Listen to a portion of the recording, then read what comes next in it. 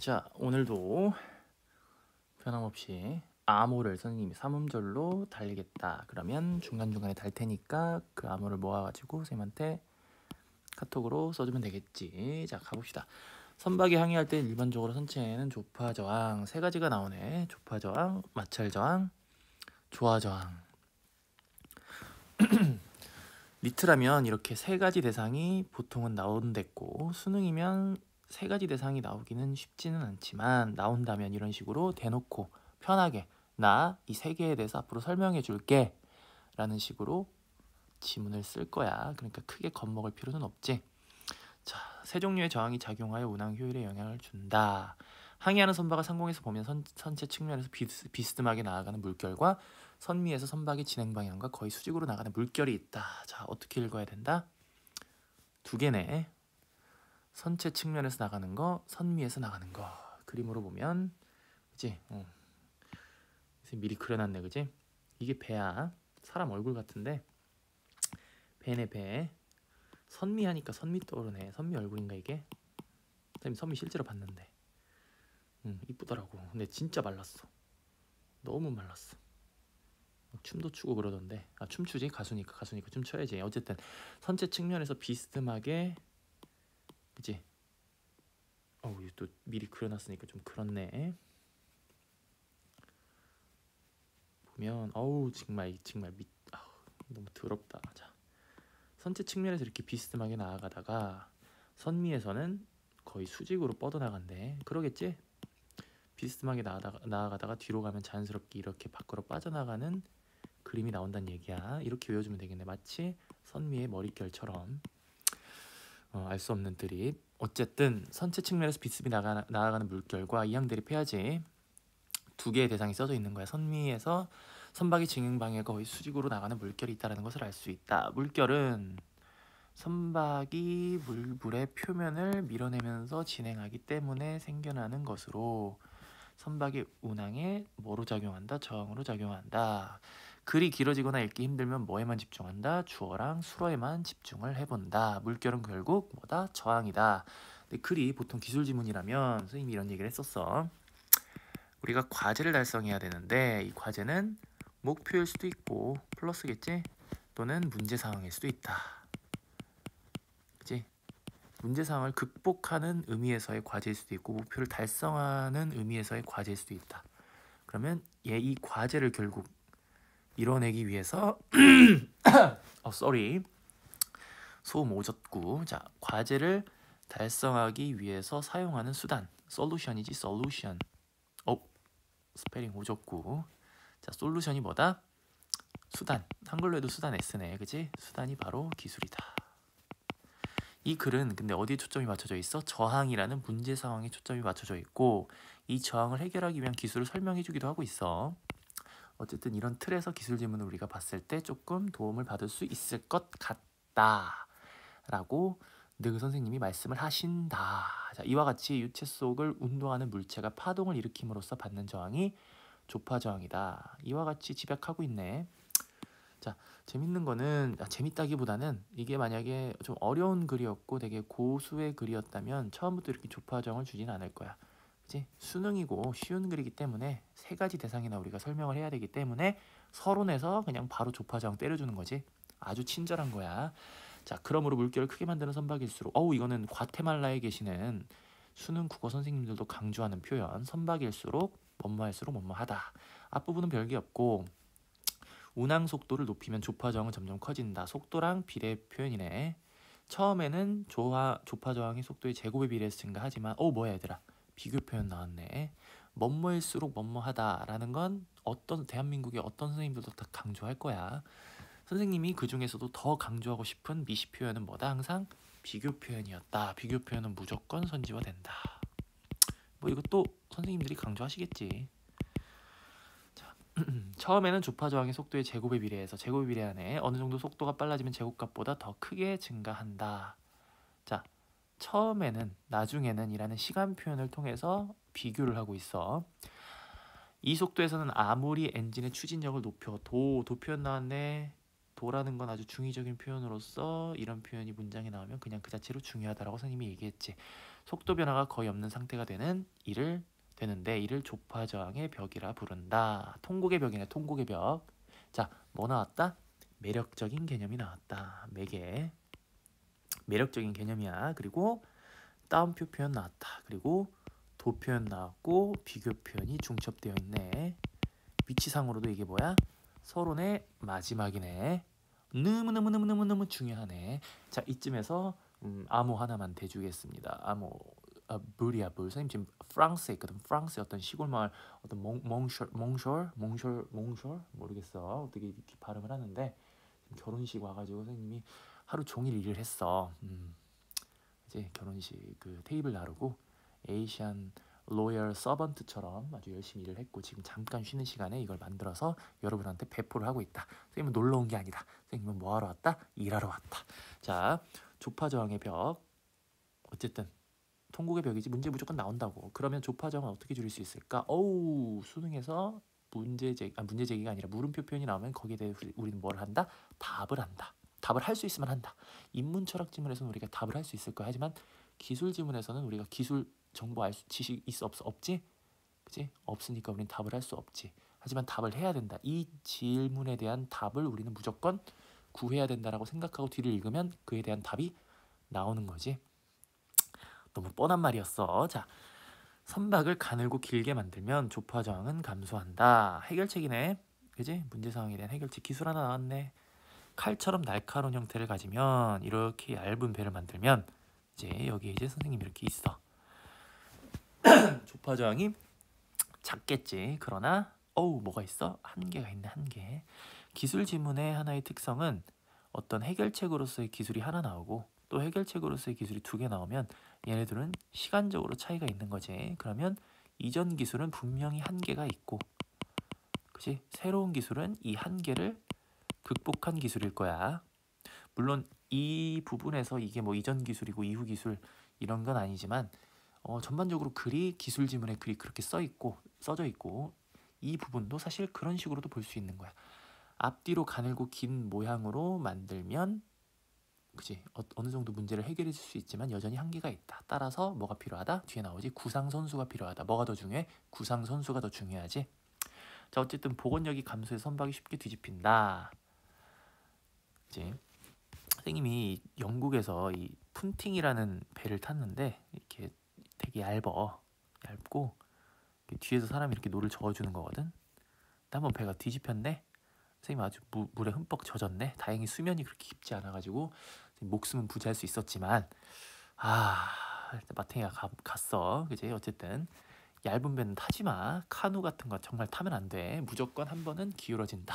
자, 어쨌든 복원력이 감소해서 선박이 쉽게 뒤집힌다. 한편 선박의 속도 증가에 따라 조파저항은 한 편이 나오면 다른 얘기를 하고 싶다라는 거야. 지금까지 했던 얘기와 좀 더 다른 얘기를 하고 싶다. 그 얘기는 뭐겠어? 이전에 앞뒤로 가늘고 긴 모양의 어떤 해결책 이외에 그 다음 해결책을 이야기하겠다. 바로 그게 뭐야? 구상선수. 구상선수는 사실 여기서부터 시작되는 거야. 한편으로부터. 왜? 속도 증가에 따라 조파저항은 커졌다 작아졌다 이렇게 전반적으로는 이렇게 증가하지만 부분적으로 이렇게 감소하는 국면이 있다는 거지. 조파저항은 뭐랬어? 문제 상황이었어. 그지? 해결해야 될 문제 상황. 그러면 이렇게 부분적으로 감소하는 원리가 이 문제 상황을 해결해 줄 수 있는 하나의 실마리가 될 수 있는 거네. 그 원리를 활용해야 만든 게 구상선수다 라는 거지. 그지? 그럼 구상선수 한번 봐보면 이렇게 나오는 거야. 자, 이게 노이즈 캔슬링 원리랑 되게 비슷하대. 노이즈 캔슬링도 이제 바깥 부분에 exterior sound, 파란색 보면 바깥에서 발생하는 소음과 똑같은 파형을 이 에어팟 프로만 가능하지. 프로가 이렇게 안쪽에서 녹음되고 있지. 오케이, 마이크. 자, 안쪽에서 똑같이 발생을 시켜주면 이 두 개가 서로 opposite frequencies cancel out이 돼가지고 silence를 만든대. 자, likewise 이런 식으로 구상 선수도 또 bulbous bow라고 미안해. 자, 어쨌든 구상 선수도 뭐다? 구상 이렇게 동그라미 구상 돌기라고 표현되어 있네. 선수에서 나타나는 파도. 이 파도가 뭘 만들겠어? 조파저항을 만들겠지. 이열치열이라는 느낌이야. 이 조파저항을 구상돌기가 만들어낸 조파저항을 통해서 상쇄시킨다. 이제 파형과 파도, 물결 파도라고 그냥 생각을 하면 될 것 같아. 그래서 전반적인 조파 저항을 감소시키는 게 바로 구상선수다라고 생각을 할 수 있겠네. 자, 구상선수에서 만드는 물결과 선수부에서 만들 앞부분이지, 방금 봤지, 앞부분. 선수에서 만들어지는 물결이 서로 상쇄된다. 상쇄, 중요한 표현이네. 상쇄. 자, 문제에 대한 무엇이다? 뭐다? 해결책. 구상선수는 수면이 어느 정도 돌출되거나 수면에 가까워야 큰 물결을 발생시켜 운항 효율이 높아지지만, 또 뭐 나왔어 얘들아? The 비교 표현. 자, 어느 정도 돌출되거나, 그러겠지. 잠겨 있으면 저항이 그만큼 줄어들 거 아니야. 어느 정도 수면에 가깝거나 좀 돌출되어야 물결을 좀 더 팡팡 가르겠지. 그러면서 큰 물결을 발생시키겠지. 그러나 또 뭐야, 한계가 있네. 오히려라는 표현에 한번 집중을 해봐. 수능에서 나오면 운항 효율을 오히려 떨어뜨린대. 자, 이건 미리 답을 얘기를 해주면 왜 그러겠어? 저속 운항 시에는 아까 뭐랬어? 속도의 제곱에 비례해서 조파 저항이 발생한다라고 했으니, 속도가 낮아지면 그 제곱에 비례해서 조파 저항도 감소하겠지. 선수에 의해서 발생하는 조파 저항이 감소할 거야. 그러면 애초에 상쇄시켜야 할 조파 저항도 없는 거겠지. 없거나 작을 거야. 그러면 오히려 구상 선수가 만들어내는 파도, 조파 저항이 오히려 조파 저항으로 작용을 하겠네. 그지? 그래서 문제 사항을 새롭게 발생할 수 있다라는 거네. 자, 따라서 저속 운항하는 선박의 구상 선수는 고속 운항 시에 비해 그 크기를 줄이고 수면에 더욱 잠기도록 설계한다. 왜? 조파 저항을 줄여야 되니까. 구상 선수로만 발생하는 조파 저항을 줄여야 되니까 수면에 더욱 잠기도록 설계해야겠지. 자, 밑줄 문제의 답은 어디에 있다? 주변부 양상 있다. 서로 상쇄될 수 없기 때문에 저속 운항 시에는 역효과가 발생한다 라고 너네들이 읽으면 될 것 같아. 자, 가봅시다. 선체의 표면에 작용하는 마찰 저항은 유체가 가진 점성 때문에 발생한다. 자, 이제 두 번째 나왔네. 마찰 저항 뭐 때문에 발생한다? 점성. 그치? 점성. 야, 근데 신기한 게 공기도 점성이 있대.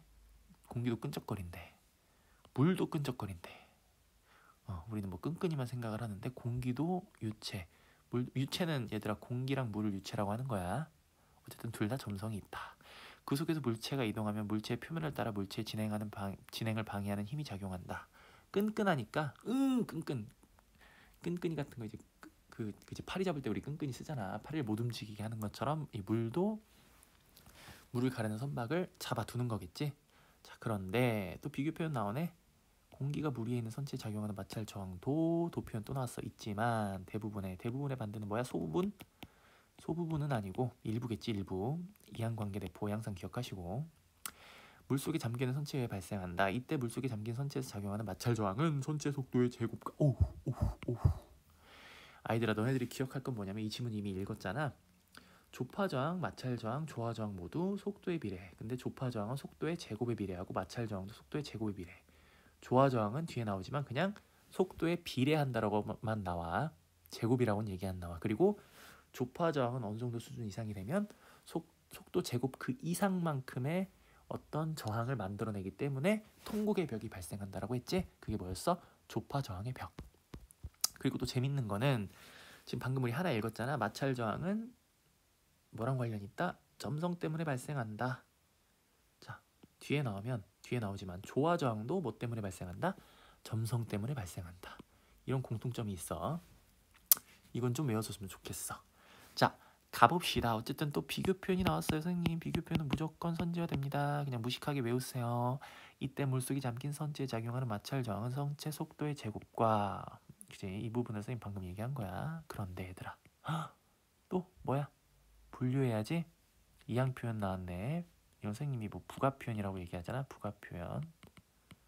과 뭐도 있어? 표면적도 있네. 아니나 다를까 각각이라는 표현 나오네. 선생님 중요하게 생각하는 표현이지. 그럼 우리는 뭘 기억해야 돼? 각각 기억해야지. 표면적과 선체 속도의 제곱 각각 기억해야 돼. 따라서 선박의 운항 속도가 감소하면 조파 저항과 마찰 저항이 모두 줄어들지만, 또 뭐 나왔어? 비교 표현. 이걸 이해하는 게 핵심이지.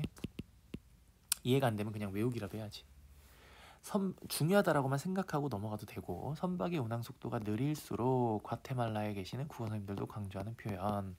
선박에 작용하는 전체 저항에서 마찰 저항이 차지하는 비중은 증가한다. 외워버리면 되는데 얘들아 여기 하나 이야기를 하면 뭐 증가할수록 증가한다 했으면 이 수록이라는 표현은 비례반비례 표현이거든. 이 얘기는 뭐도 함의하고 있냐면 감소할수록 감소한다도 내포하고 있는 표현이야. 그러니까 A일수록 B한다 라고 하면 not A일수록 not B한다 또 맞는 말이라고. 오케이, 그 얘기는 뭐야? 선박의 운항 속도가 빠를수록 전체 저항에서 마찰 저항이 차지하는 비중은 감소한다. 이 말도 맞는 말이라고. 자, 그럼 왜 그러냐? 핵심은 뭐야? 각각이라는 말에 있는 거야. 자, 선체 속도의 제곱, 마찰 저항은 두 개 때문에 발생하는 거지. 마찰 저항과 마찰 저항을 야기하는 요소는 두 개야. 하나는 표면적, 다른 하나는 속도. 우리가 어차피 뭐 조화 저항 얘기는 안 했으니까 조화 저항은 뭐 일정하다고 가정할게. 외부 변수니까. 조파 저항과 그 마찰 저항을 생각을 해보면 뭐 조화 저항도 나중에 보면 속도에 비례한데 그럼 같이 생각해보자. 조파 그리고 얘네 두 개가 마찰이지.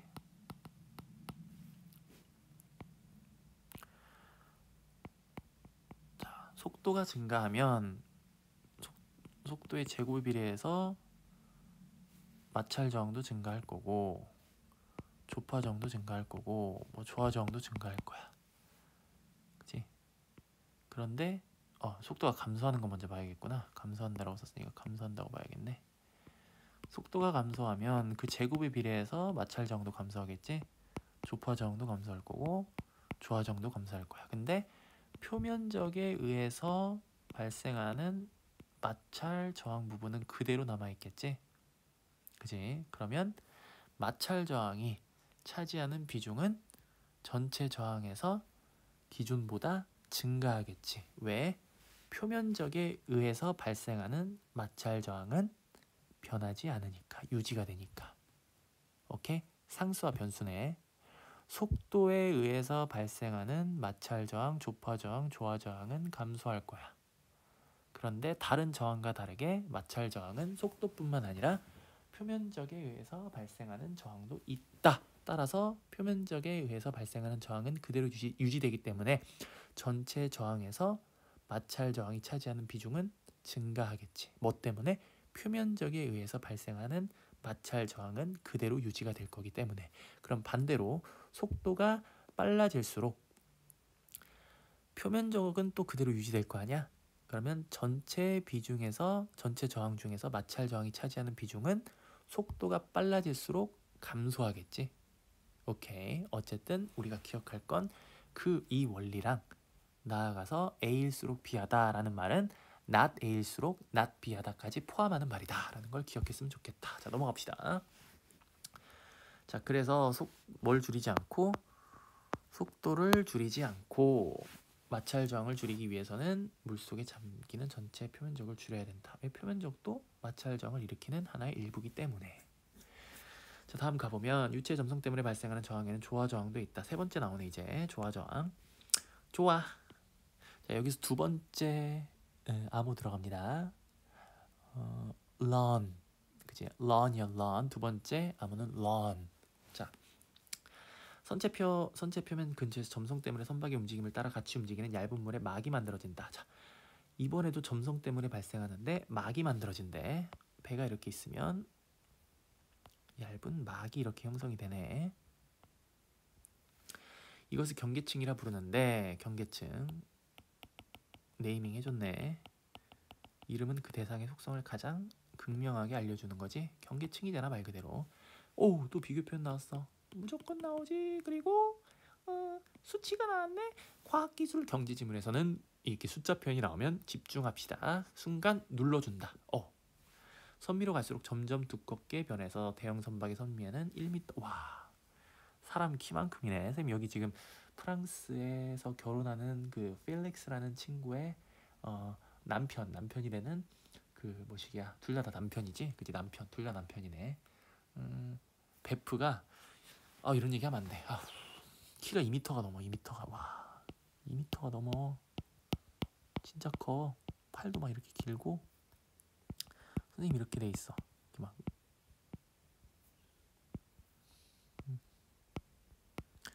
이제 무서웠어. 어마어마하더라고. 거인이야 거인. 모르겠어. 무슨 얘기를 하는지 모르겠고 나중에 이제 정규 수업 때 다시 썰을 풀겠다. 어쨌든 2m 정도의 두께까지 커진다. 그러면 이 경계층이 뒤로 갈수록 이렇게 두꺼워진다는 얘기야. 그치? 이번에도 무슨 사람 얼굴 같네. 어쨌든 선미로 갈수록 1m, 2m 두께까지 커진다.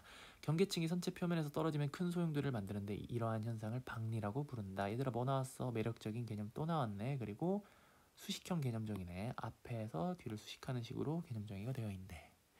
이렇게 커지다가 얘가 떨어져 나가면 또 문제사항을 발생을 하는 거겠지. 문제사항을 발생시키겠지. 박리. 결국 박리는 저항으로 작용한다. 어떻게 되냐면 이렇게 얇은 막이 생겼다가 이게 뒤에서 큰 막으로 가면서 떨어져 나가면서 이런 식으로 소용돌이를 만들어. 그러면 선박의 진행 방향과 반대되는 식으로 이렇게 소용돌이가 저항을 일으키겠지. 이제 안쪽으로 이렇게 말려 들어가는 것 같아. 그림을 보면 이렇게 말려 들어가서 소용돌이를 만든다. 자, 경계층이 두꺼워지다가 결국 박리되어 소용돌이를 방출하면 이것이 저항으로 작용한다. 이와 같이 집약하고 있네. 선체 모양이 갑자기 달라지는 선미 부분에서 선체 부근의 물입자와 선체에서 멀리 떨어진 물입자 사이의 속도 차이로 인해. 선생님이 수능에서 강조하는 표현은 뭐야? 같은 것과 다른 것. 그러면 선체 부근에 어디의 속도가 더 빠르겠니? 당연히 상식적으로 선체 부근의 물이 빠르겠지. 이제 배는 확확 움직이고 있으니까. 그리고 선체 부근에서 멀리 떨어진 부분의 그 물의 속도는 평온할 거 아니야. 그 속도 차이로 인해 모르긴 몰라도 뭐 유선으로 흐르지 못하고 흩어지게 되면서 뭐가 발생한다? 문제 상황이 발생한다. 박리 현상이 발생하고 이게 뭐다? 결국 저항이고 이게 뭐다? 조와 저항이다. 박리는 선미가 둥글면 특히 강하게 발생하므로 원기둥이나 구처럼 박리가 발생하기 쉬운 형태의 선미 뒤쪽에서는 큰 소용돌이가 형성된다. 그러니까 선박이 이렇게 선생님 얼굴형이네. 표주박형. 모자 쓰면은 개떡되는 거지. 그치? 개 못생겨지는 거지. 어쨌든 이런 식으로 배가 미안해 지우고 이런 식으로 여기까지 하네.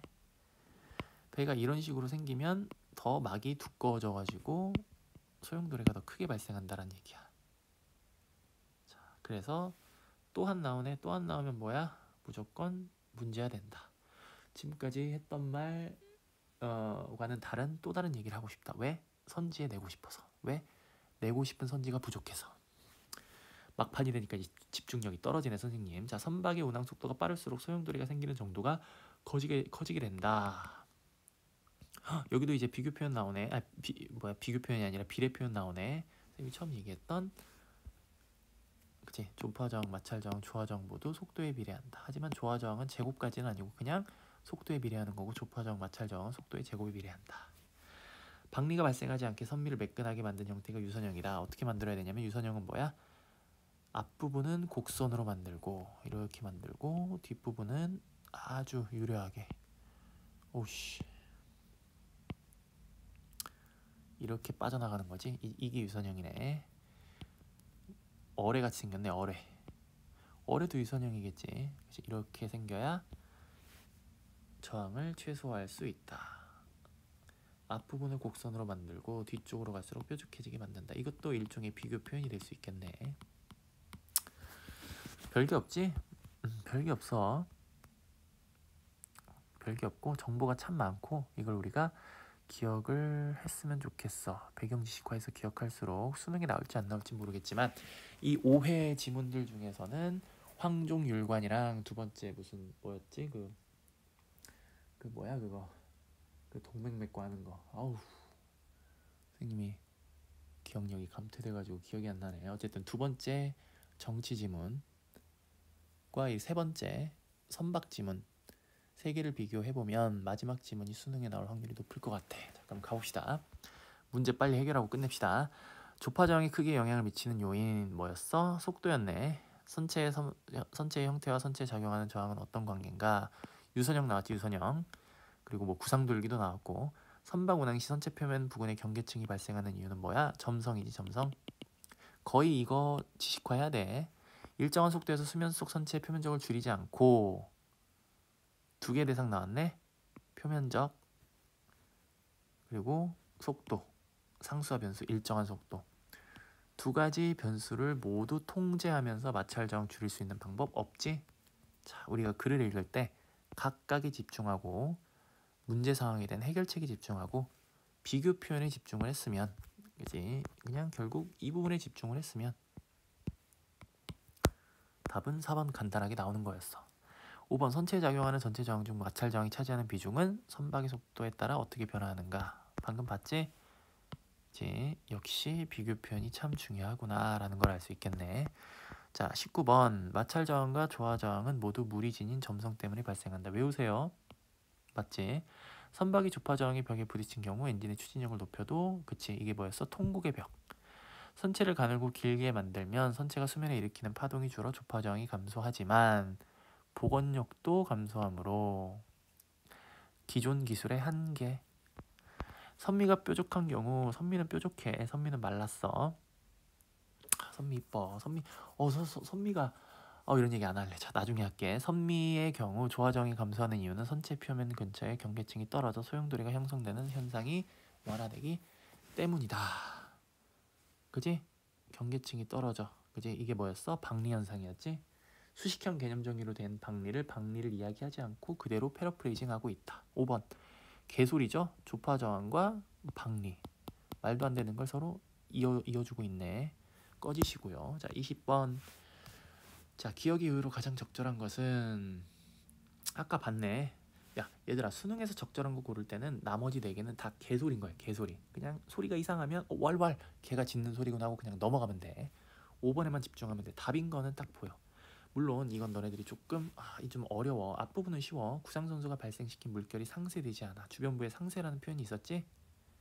그치? 그럼 답은 이거지. 상쇄되지 않아서 조파 저항으로 뭐가 발생한다? 오히려 구상선수에 의해서 발생한 물결이 조파 저항으로 작용할 수 있다는 얘기지. 좀 추론이 필요해.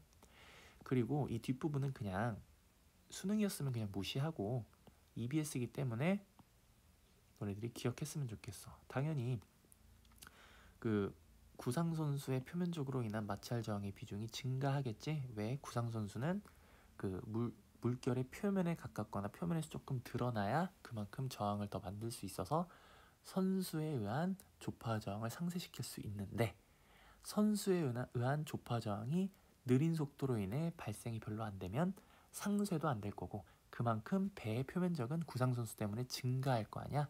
그러면 표면적으로 인한 마찰 저항도 당연히 증가하겠지. 그리고 속도가 느려지기 때문에 전체 저항 중에서 마찰 저항의 비중도 더 증가할 수밖에 없는 거고.